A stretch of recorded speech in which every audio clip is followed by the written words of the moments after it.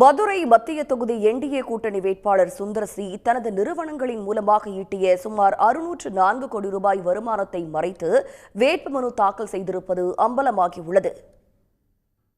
நடிகரும் இயக்குநருமான Sundar C NDA கூட்டணியில் அங்கம் வகிக்கும் புதிய நீதி கட்சி சார்பில் மதுரை 604 கோடி நான் ஆவரேஜாக சுமாராக கீழே போட்டிருக்கேன்.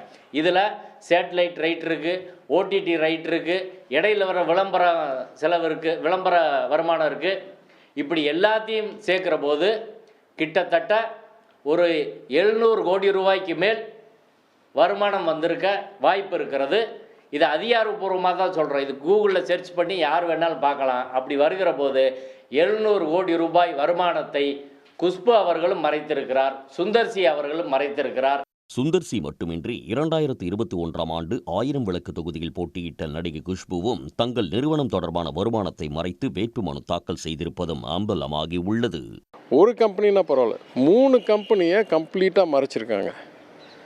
அடுத்த தவறு, நீங்கள் மறைக்கிறது வீடா இல்லை ஒரு தோட்டமா இல்லை ஒரு காரானா அது யாரையும் பாதிக்காது. ஆனால் கம்பெனியை நீங்கள் மறைக்கும்போது 2 கேள்வி வரும். ஒன்று, இவங்க எதற்காக அந்த மறைக்கிறாங்க, அதில் வேறு பிரச்சனை இருக்கா?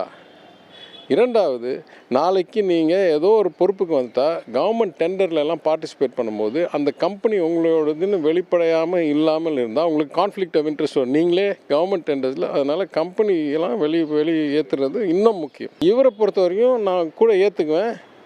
புரிதல் இல்லாத, ஒரு அடித்தளம் இல்லாத, அரசியல் பற்றி தெரியாத, திடீர்னு 3 நாளில் ஷூட்டிங் விட்டுட்டு வந்தவன்றதுனால ஒரு வேளை மிஸ்டேக் ஆக்கிருக்கலாம். ஆனால் 5 வருஷத்துக்கு முன்னால் இந்த அம்மா போட்ட அஃபிடேவிட்லேயும் அதுக்கு மிஸ்ஸிங்னா அப்போ திட்டமிட்டு மறைச்சிருக்காங்க.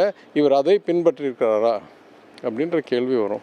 சுந்தர் சி மீதான இந்த குற்றச்சாட்டுகள் நிரூபணமாகும் பட்சத்தில் அபராத தொகையோடு அரசுக்கு வரி செலுத்துவது மட்டுமின்றி அவரது மனைவி குஷ்புவும் அடுத்த 6 ஆண்டுகள் தேர்தலில் போட்டியிட தடை விதிக்கப்படலாம் என சட்ட நிபுணர்கள் கூறுகின்றனர். உடனுக்குடன் செய்திகளை தெரிந்து கொள்ள சன் நியூஸ் பெல் ஐகானை கிளிக் பண்ணுங்க.